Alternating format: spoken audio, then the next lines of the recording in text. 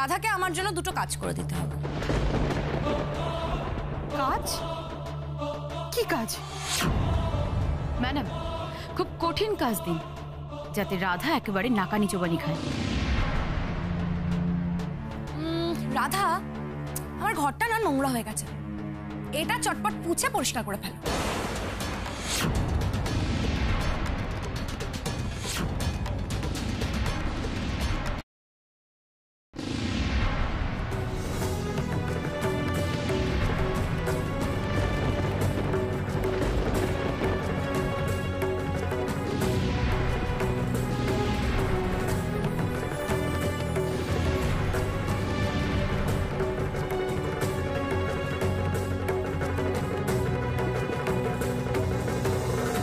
রাধা, রাধা, এটা তুমি কি করছো? ওঠো, ওঠো বলছি, ওঠো। না গোপনামুখ, আমি নিনিকে কথা দিয়েছি, ওর পুতুল আমি ওকে ফেরত দেবই। রাধা, যারা তোমাকে ব্ল্যাকমেল করছে, তোমার উপর প্রতিশোধ নেবার জন্য এরকম অনেক শর্ত দেবে তোমায়। রাধা, মাথা নিচু করে মেনে নেবার বদলে আমাদের ওকে যোগ্য উত্তর দিতে হবে। রাধা, ওঠো। কৃষ, তুমি আমার সামনে না রাধাকে সাপোর্ট করে কথাটা বলবে না। কি বোকামো করছো, একটা গাইয়া মেয়ে বার করে দিতে পারছো না? বোকামি তো আমি আগে করেছি তোমাকে ভরসা করে, কিন্তু থ্যাঙ্কফুলি সময় থাকতে সেটা আমি শুধরে নিলাম। শোনো যারা, এরপর যদি তুমি রাধাকে আর অপমান করার চেষ্টা করো, তাহলে আমার থেকে খারাপ কেউ হবে না। আমি আর রাধা, আমরা দুজন মিলে তোমাকে এই বাড়ি থেকে, আমাদের জীবন থেকে বিদায় করব।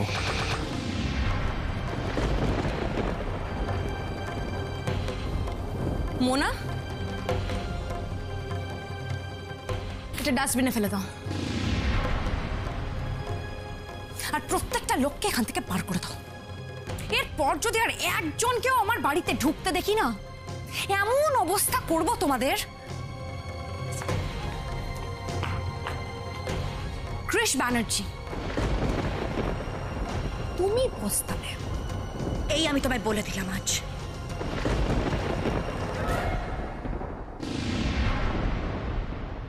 আমার টিনাকে দাও না।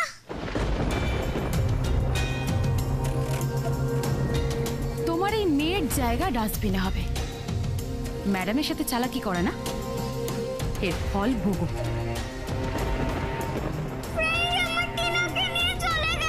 বেবি, বেবি না, আমি প্রমিস করছি আমি তোমায় নতুন একটা পুতুল এনে দেবো, আই সোয়্যার। চলো এবার, চলো এখানে। না কাকুন্দি, আমি কথা দিচ্ছি, নিনির টিনাকে আমি ফিরিয়ে আনবই।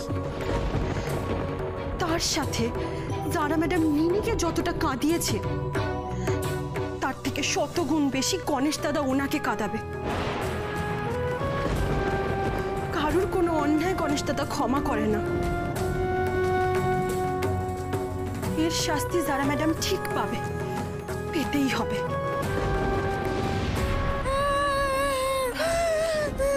কেঁদো না, কেঁদো না নিনা, কেঁদো না। আমি তো তোমাকে বলেছি আমি তোমার টিনাকে আবার তোমার কাছে এনে দেবো। কেঁদো না নিনি, কেঁদো না। সত্যি যারা এটুকু বাচ্চাকে এমন ভয় দেখে যে তখন থেকে তার কান্নাই বন্ধ হচ্ছে না। কি করে বন্ধ হবে মা? দোতলার ঘরে ওকে ছিটকিনি দিয়ে আটকে রেখেছি, ও তো পুরো ট্রমাটাইজড। ওই আন্টিটা খুব বাচ্চা, খুব দুষ্টু, নিশ্চয় আমার টিনাকে বকছে, মারছে আর অন্ধকার করে রেখে দিয়েছে।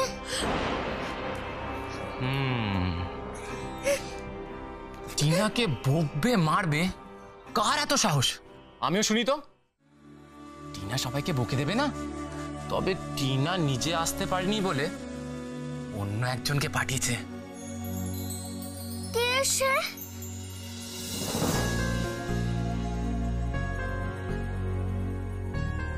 এদিকে এসো, ক্লোজ ইউর আইজ, হাত পাতো।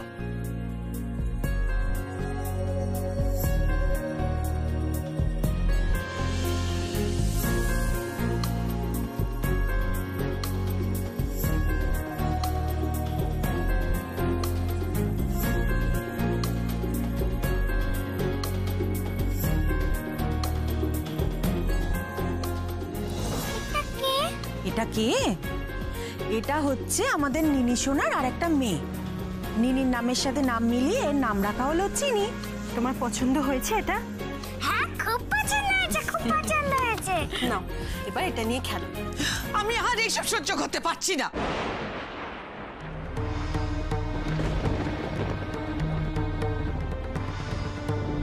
তোমার আবার কি হলো বড় বৌমা?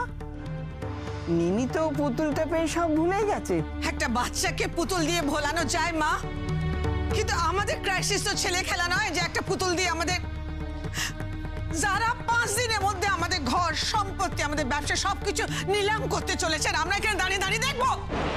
তা কেন মা, আমরা সবাই মিলে একজোট হয়ে এই অন্যায়ের বিরুদ্ধে লড়বো। তাছাড়া আমার গণেশ দাদা আছে তো, আমার গণেশ দাদা দেখবেন একটা না একটা পথ ঠিক দেখাবে।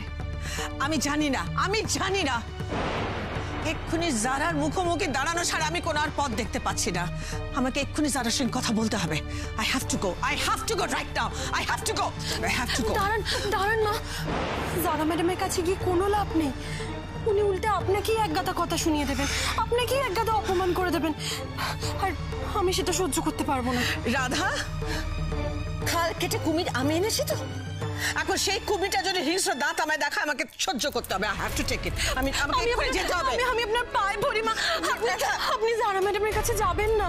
রাধা, তোমরা তোমাদের মতন লড়াই করছো, আমাকে আমার মতন লড়াই করতে দাও। I have to go. Please let me go, Radha. Let me go. No. দাঁড়ান মা, আপনি একা যাবেন না, আমিও যাবো আপনার সঙ্গে। ক্রিশ প্লিজ তুই যাস না। বাট ক্রিশ তুই শোন, দেখ তুই ওখানে গেলে যারা কিন্তু মম আর রাধাকে আরো বেশি করে অপমান করবে তোকে দুর্বল করার জন্য। প্লিজ তুই যাস না, রাধা তো গেছে, ও সামলে নেবে। হে ঠাকুর, আজকে কি বড় অনর্থ হতে চলেছে কে জানে। রক্ষা করো ঠাকুর, তুমি তো রক্ষা করো। না, ক্রিশের ঘরের আলমারির লকটা কিন্তু জাস্ট খারাপ হয়ে গেছে, আর ওখানে আমার অনেক ইম্পর্টেন্ট ডকুমেন্টস আছে। কাল সকালের মধ্যেই কাঠের মিস্ত্রি ডেকে ওটা ঠিক করতে হবে। তাছাড়া এই বাড়িতে যা চোরের উৎপাত জানোই তো। সারা, এসব কি শুরু করেছো তুমি?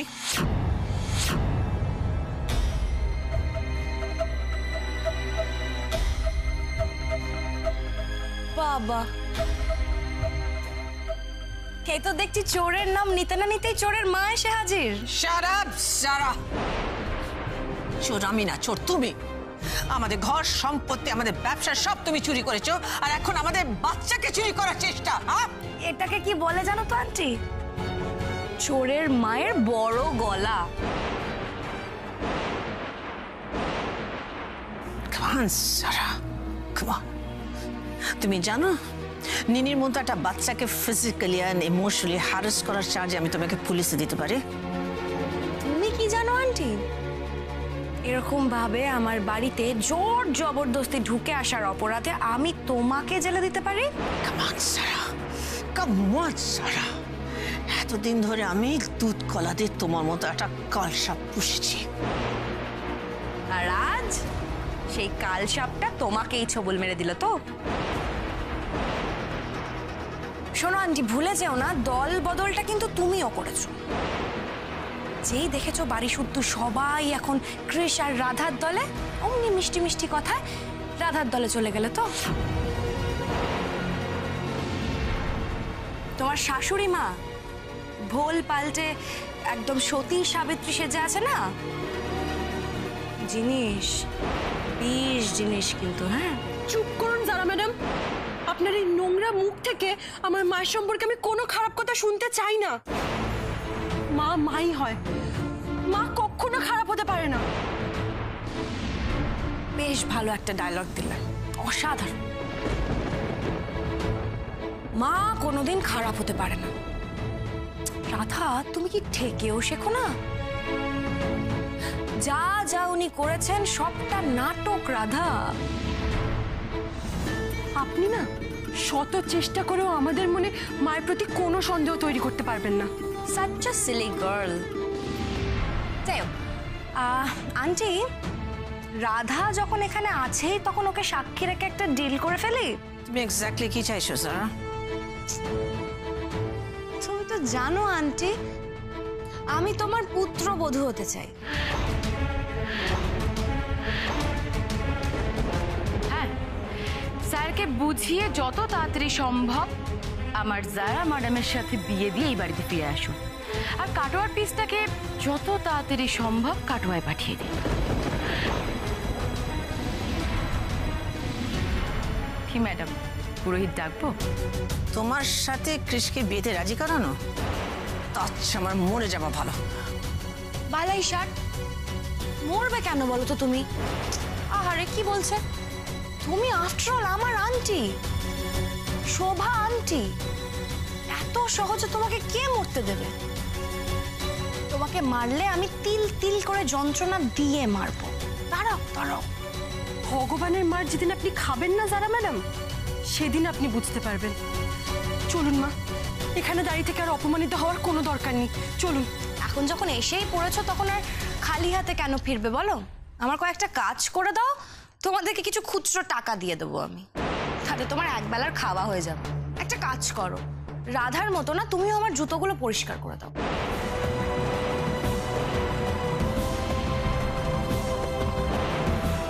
What? তুমি সারা জুতো পরিষ্কার করেছো? চলুন মা, দাদা চলুন এখান থেকে, চলুন মা, চলুন। ছাড়বো না সারা, আমি লাস্ট পে ইউ। আপনি চলুন। আমি লাস্ট পে ইউ সারা। উফ, শোভা ব্যানার্জি, যত সব ফাঁকা আওয়াজ।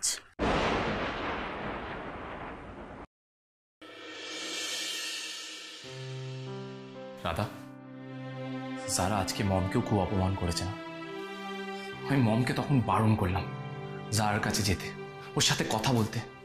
ওর সাথে কথা বলে মানে নিজে যেচে অপমানিত হওয়া। আমি তো এখনো বিশ্বাস করতে পারছি না সারা নিজের জুতো তোমাকে দিয়ে পরিষ্কার করাচ্ছিল, আর তুমি তুমি সেটা করতে কি করে রাজি হলে? হ্যাঁ, এতদিন ধরে তো তুমি আমায় শক্তি যোগাচ্ছ, সাহস দিচ্ছ, লড়াই করতে শেখাচ্ছ, তাহলে তুমি ওর কাছে মাথা নিচু কেন করলে? তখন আমার আর যারা ম্যাডামের লড়াইয়ের চেয়ে অনেক বেশি গুরুত্বপূর্ণ ছিল নিনির চোখের জল মোছানো, তাই আমি নিনির জন্য একটুকু নিচু হয়েছিলাম। যারা যারা তোমার উপর রিভেঞ্জ নেওয়ার জন্য এতটা হিংস্র হতে পারলো? যারা ম্যাডামের থেকে আপনি এখনো আর কি আশা করতে পারেন বলুন? রাধা, বাড়ির প্রত্যেক কটা মানুষ আমাদের উপর আশা করে আছে আমি আর তুমি মিলে বাড়ি, ব্যবসা সবকিছু ফেরত আনবো। আর আজকে রাতটা কেটে গেলে হাতে মাত্র 4 দিন। কি হবে রাধা? একটা একটা করে দিন কেটে যাচ্ছে, আর যারা একটার পর একটা নিজের লিমিট ক্রস করে যাচ্ছে। আমি তো কিছুই করতে পারছি না। এত তাড়াতাড়ি ভেঙে পড়লে চলবে না গোমরামুখ। এই 4 দিনে প্রতি ঘন্টা, প্রতি মিনিট, প্রতি সেকেন্ড আমরা প্রাণ চেষ্টা করব। আমরা পারবই, কিন্তু আমি না একটা অন্য কথা ভাবছি। কি ভাবছো? এই যে যারা ম্যাডাম বাবাকে দিয়ে দানপত্রটা সই করিয়ে নিলেন, তারপরে এত কিছু করে ফেললেন, এই সব কিছু কি যারা ম্যাডামের একার দ্বারা সম্ভব, নাকি ওনাকে কেউ সাহায্য করে চলেছে? অন্য কেউ? কাকে সন্দেহ করছো তুমি? আমাদের খুব কাছের কেউ, কিন্তু নিশ্চিত না হওয়া পর্যন্ত আমি কারোর নাম বলতে চাই না। রাধা, বলো না, তুমি তো আমাকেই বলছো। তোমার কি এনিহাও দিব্য আঙ্কেলের কথা মনে হচ্ছে? মানে আমি আসলে আমি বুঝতে পেরেছি, তোমার মনে হয় ওই একই নাম আসছে। সন্দেহটা যে আমারও হয়নি তা নয়। হ্যাঁ, দেখুন যারা ম্যাডাম আমাদের সবাইকে বাড়ি থেকে বার করে দিল। ঠাম্মি এত অসুস্থ মানুষ, পায়ে বাতের ব্যথা, তার ঘরটা পর্যন্ত নিয়ে নিল। আর নিনির সাথে কি খারাপ ব্যবহারই না করলেন উনি। যে মানুষ কাউকে ছাড়ে না, সে কাকুমণিদের ঘরটা ছেড়ে দিল। আর কি যুক্তি দিল? নাকি দিব্য আঙ্কেলের ঘর ছোট আর শ্যাবি, এটা কোনো যুক্তি হলো? হ্যাঁ ঠিক তাই, আর আমারও সেই কারণেই খটখটা লাগছে। তাছাড়া আমরা যে এখানে আছি, কি খাচ্ছি, কেমন আছি, কি করছি, মা ঠাম্মি কেমন আছে, সেসব খোঁজ নিতে একবারও দুজনের মধ্যে কেউ এলো না। এখানেও আসেনি, আর আর কাকুমণি সেদিনের পর থেকে বাবাকে দেখতে নার্সিং হোমেও যায়নি। মা ঠাম্মিকে আমরা নার্সিং হোমে নিয়ে যাইনি বলে কিরকম অস্থির হয়ে পড়েছে ওরা। কালকেই সবাই বাবাকে দেখতে যাবে বলছে, অথচ কাকুমণি কাকিমণি কেউ একবারও বাবার খোঁজ নিচ্ছে না। আমার এই জন্যই সন্দেহ হচ্ছে রাধা, সত্যি যদি ওরা কোনো অপরাধ করে থাকে, সারার সাথে কোনোভাবে জড়িত থাকে, আমি কিন্তু ওদের ছাড়বো না। কিন্তু গোমরামুখ, আগে তো আমাদের প্রমাণ করতে হবে যে ওরা অন্যায়টা করেছে, তবে তো ধরার প্রশ্ন। প্রমাণ ছাড়া তো এত বড় কথা আমরা বলতে পারি না। প্রমাণ পেয়েও যদি আমরা দোষীকে ধরতে পারি, তাতেও আমরা কি করতে পারবো রাধা? একজন দোষী তো চোখের সামনে ঘুরে বেড়াচ্ছে, যা ইচ্ছা তাই করছে। আমার ফ্যামিলির সাথে যারা এত কিছু করার পরেও আমরা কি করতে পেরেছি বলো? গোমরামুখ, একটা কথা জানেন তো, অন্যায়ের কিন্তু বিচার হয়। পাপের ভরা পূর্ণ হলে পাপের শাস্তি হবেই। আর সারা ম্যাডামের পাপের শাস্তি আমার গণেশ দাদা দেবে, আর আমার গণেশ দাদাই সেই উপায় দেখাবে আমাদের।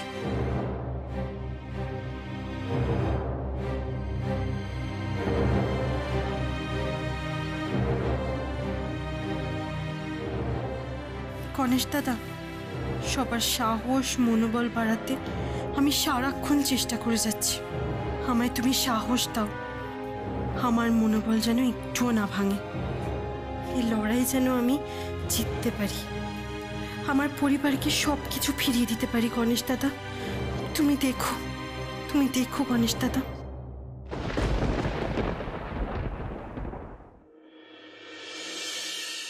উকিল বাবু, আপনি তো আমাদের লিগ্যাল অ্যাডভাইজার, আপনি একটা অ্যাডভাইস করতে পারছেন না? আরে আমরা আমাদের বিজনেস বাড়ি সব কি করে ফেরত পাবো? উকিল বাবু, অ্যাটলিস্ট একটা তো সলিউশন দিন। কি লিগ্যাল পেপারস? উকিল বাবু, আপনার মনে হচ্ছে যারা যে পেপারসগুলো দেখেছে সেগুলো লিগ্যাল? আমার ড্যাড জেনে শুনে দানপত্র করে সব ওর নামে করে দিয়েছে, এটা আপনার মনে হচ্ছে? না না না না উকিল বাবু, শুনুন শুনুন শুনুন, আমার কথা শুনুন। যদি সেটা হয়েও থাকে তাহলে সেটা ড্যাডের অজান্তে যারা ডুপ্লিসিটি করে করিয়েছে। উকিল বাবু প্লিজ প্লিজ আপনি আমাদের হেল্প করুন। উকিল বাবু, উকিল বাবু, হ্যালো। কি হলো গোমরামুখ, কি বললেন উকিল বাবু? রাধা, আমি বুঝতে পারছি না, উকিল বাবু জেনে বুঝে ফোনটা কেটে দিলেন না ফোনটা কেটে গেল। উনি তো আমাদের লিগ্যাল অ্যাডভাইজার, ওনার তো আমাদের হেল্প করা উচিত। আমার মনে হচ্ছে উকিল বাবুকেও সারা টাকা দিয়ে কিনে নিয়েছে। হ্যাঁ,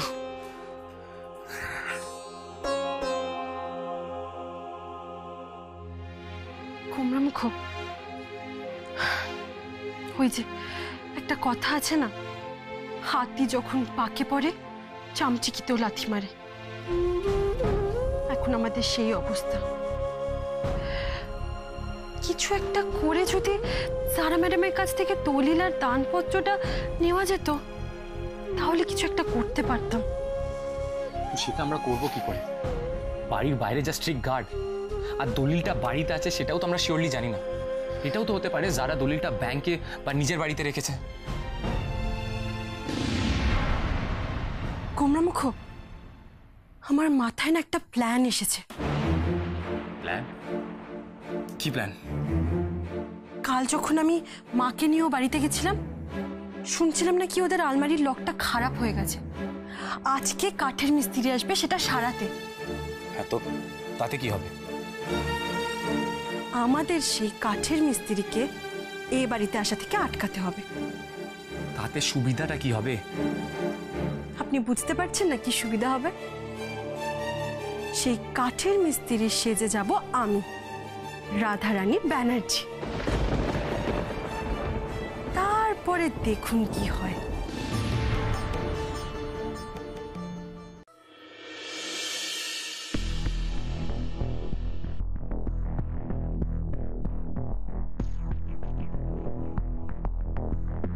গোমরামুখ, চলুন চলুন, তাড়াতাড়ি চলুন।